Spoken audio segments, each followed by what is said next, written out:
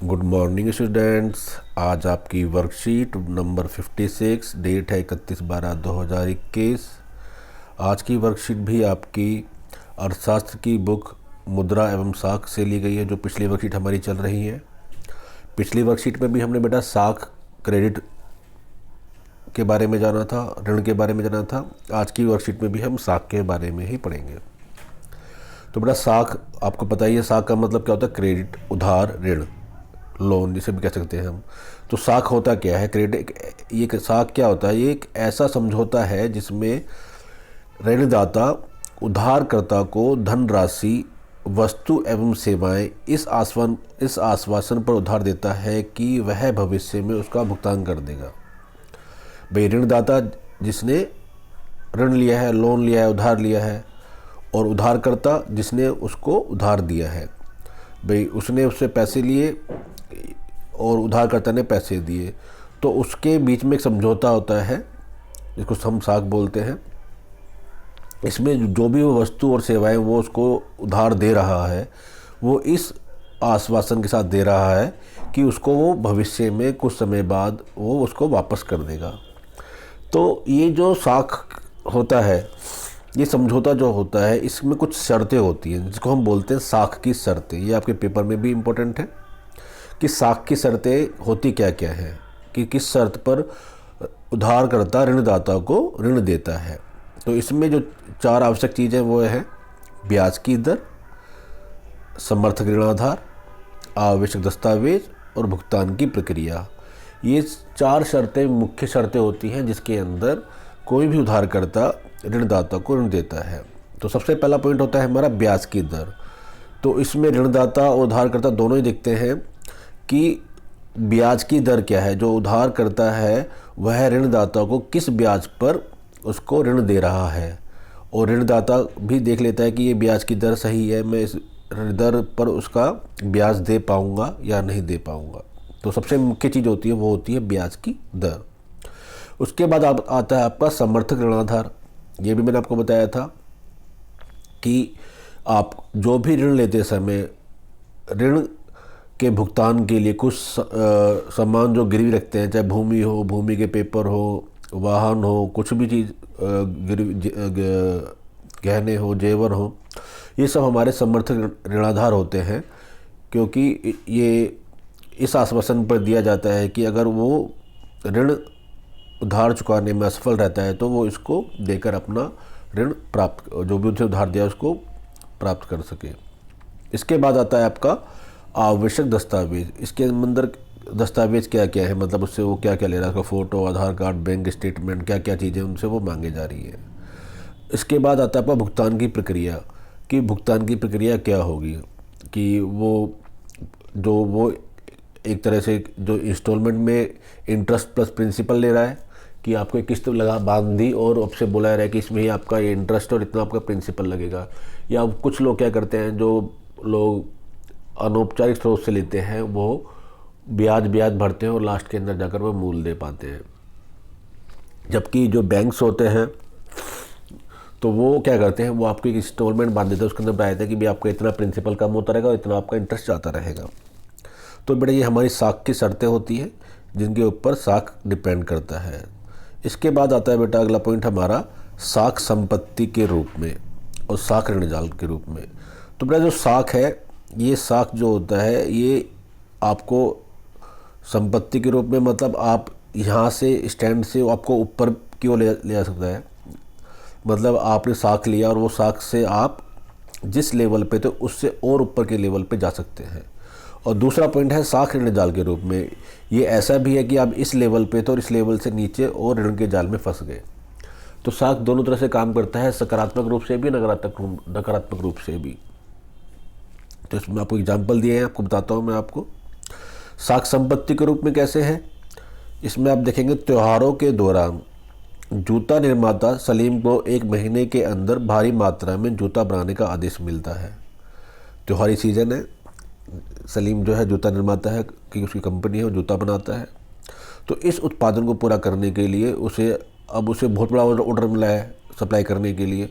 तो उसके लिए क्या चाहिए, उसे अतिरिक्त मजदूर चाहिए, उसे कच्चा माल भी अधिक खरीदना पड़ेगा, आपूर्तिकर्ता को तत्काल चंदा उपलब्ध कराने के लिए कहता है, इसके लिए उसे पैसा भी चाहिए, तो उसके बाद उसे भुगतान करने का आश्वासन देता है।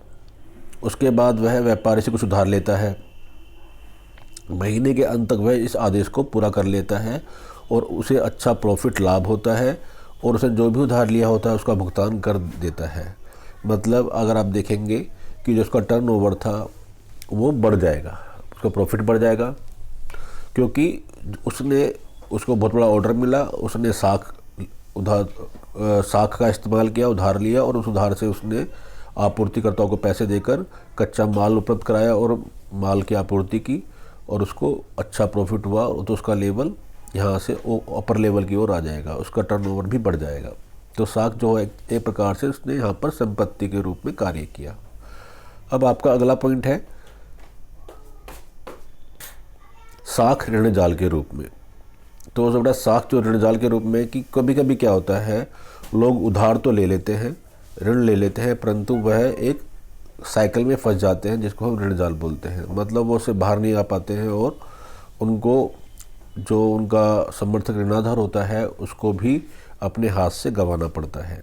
जैसे इसका एग्जाम्पल आपको मैं बताता हूँ कि जैसे किसान है स्वप्ना, उसने कृषि के खर्च को वहन करने के लिए साहूकार से खर्च को क्या बोलते हैं, अनौपचारिक स्रोत। जो बैंक से लेता है उसको हम औपचारिक स्रोत बोलते हैं, जो बैंक या सहकारी समितियों से ना लेकर किसी और से लेते हैं उनको हम ज़्यादातर अनौपचारिक स्रोत बोलते हैं। तो इनमें आपको पता है आपको पैसा तुरंत मिल जाता है, परंतु यहाँ पर ब्याज की दर बहुत अधिक होती है। तो उसने साहूकार से उधार ले लिया, लेकिन दुर्भाग्य से हुआ क्या कि फसल कीड़ों या किसी अन्य वजह से बर्बाद हो जाती है। मान लीजिए कीड़े लग गए फसल में या बारिश ज़्यादा हो गई, किसी फसल बर्बाद हो गई, तो जो उसने ऋण लिया वो ऋण चुकाने में असमर्थ होगी, क्योंकि ऋण उसने लिया था अपनी फसल के लिए। अब उसकी फसल ही बर्बाद हो गई तो उसकी फसल जब तक बिकेगी नहीं तो उसके पास पैसा नहीं आएगा, अब फसल तो है नहीं। तो वह अब क्या हुआ, वह एक ऋण जाल के रूप में फंस गई, वह ऋण का भुगतान नहीं कर पाती है और ऋण के साथ उसका ब्याज भी बढ़ता जाएगा, जिससे उसको जो समर्थक ऋणाधार है, जो उसकी भूमि है, वो भी गंवानी पड़ सकती है। तो इस प्रकार से आप देख सकते हैं जो आपका ऋण होता है, साख जो होता है, वो आपको दोनों रूप में कार्य करता है। इसके बाद बेटा आपका अगला पॉइंट आता है आपका स्वयं सहायता समूह के रूप में क्या कार्य होते हैं। तो इसमें आप देखेंगे स्वयं सहायता समूह जो होता है, आप इसके बारे में पहले भी पढ़ चुके हैं।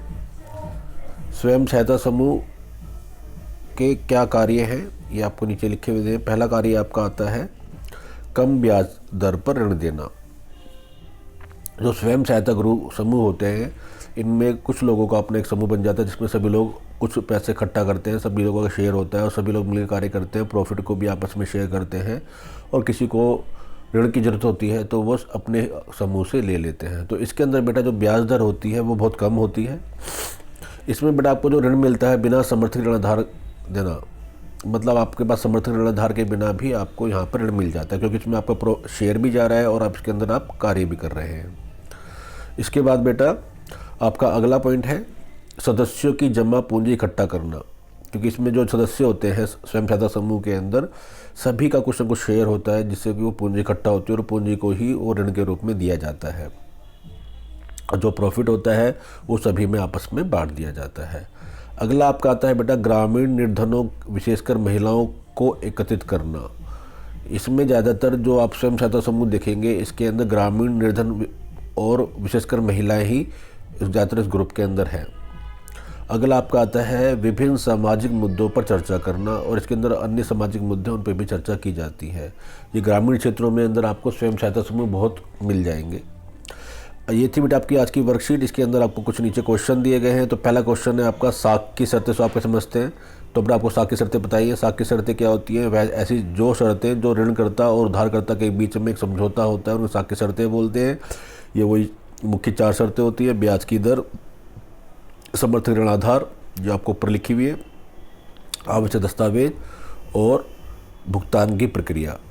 इसके बाद आपका बेटा अगला क्वेश्चन है स्वयं सहायता समूह के महत्व पर एक नोट लिखिए। तो बेटा आपको ये दिए हुए स्वयं सहायता समूह के पर महत्व, इसको आप एक्सप्लेन करके लिख दीजिएगा, ऐसे नहीं उतारना, थोड़ा सा इनके बारे में एक्सप्लेन करना है। उसके बाद आता है ऋण जाल कब उत्पन्न होता है।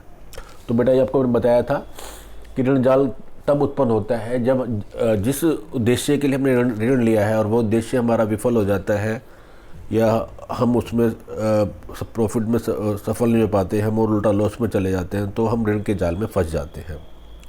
इसके बाद अगला क्वेश्चन है, सलीम के जीवन में साख ने सकारात्मक भूमिका निभाई। इसी प्रकार अपने आसपास परिवार के संबंधियों के जीवन में साख की सकारात्मक भूमिका कोई अन्य 2 उदाहरण दीजिए। तो इसमें आप देखिए कि आपकी कोई फैमिली में हो जो बिज़नेस करता हो और उसने लोन लिया और वो उसका बिज़नेस सेटअप और अच्छा हो गया, उसने अपना बिज़नेस को और बढ़ा लिया। उसके बारे में बता सकते हैं कि आप उसने क्या काम करते थे वो और किस काम के लिए उन्होंने साख ऋण लिया। अगर आपकी रिश्तेदारी में नहीं तो आप अपने आस पड़ोस में देख सकते हैं, तो उनके 2 एग्जाम्पल इसमें आप लिख सकते हैं। ये थी बेटा आपकी वर्कशीट।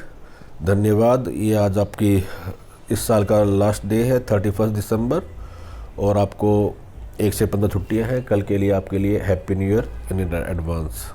धन्यवाद।